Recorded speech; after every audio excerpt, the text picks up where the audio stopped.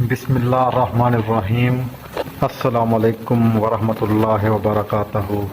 معزز بھائیوں اور بہنوں، آج کی حدیث ایک ایسی حقیقت کو بیان کرتی ہے جو دنیا کی چمک دھمک، مال و دولت اور ظاہری خوبصورتی کے فریب سے نکال کر انسان کو اس کے اصل مقام کی طرف متوجہ کرتی ہے۔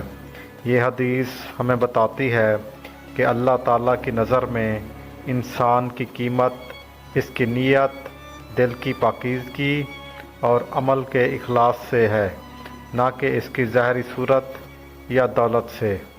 حدیث مبارکہ حضرت ابو ہریرہ رضی اللہ تعالیٰ عنہ سے روایت ہے کہ رسول اللہ صلی اللہ علیہ وآلہ وسلم نے فرمایا، بے شک اللہ تعالیٰ تمہاری شکلوں اور تمہارے مالوں کو نہیں دیکھتا، بلکہ تمہارے دلوں اور تمہارے اعمال کو دیکھتا ہے۔ صحیح مسلم 2564۔ تشریح: یہ حدیث ہمارے معاشرتی رویوں میں ایک بنیادی اصلاح کا پیغام ہے۔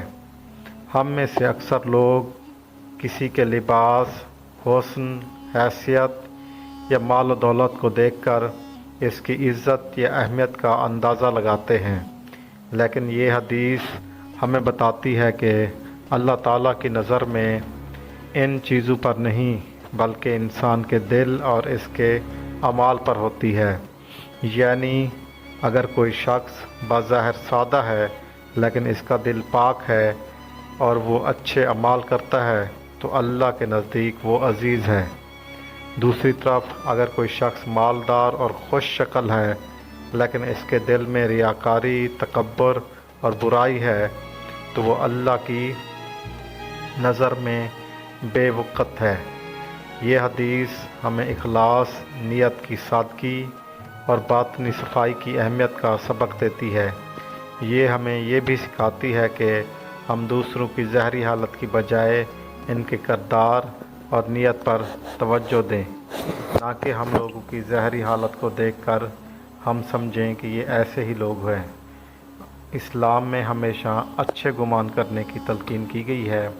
اس حدیث کا یہ مفہوم ہے کہ ہمیں لوگوں کو اچھے نظریے سے دیکھنا چاہیے، اور جو ہوتے ہیں لوگ وہ نظر نہیں آتے، اور جو نظر آتے ہیں وہ ہوتے نہیں۔ اس کا مطلب یہ ہے کہ جو سادہ لوگ ہوتے ہیں آپ ان کو ہرگز حقیر مت سمجھیں، ہو سکتا ہے وہی اللہ کے زیادہ قریب ہوں، کیونکہ انسان اپنے خوش اخلاقی اور اعمال سے پہچانا جاتا ہے، نہ کہ کپڑوں سے۔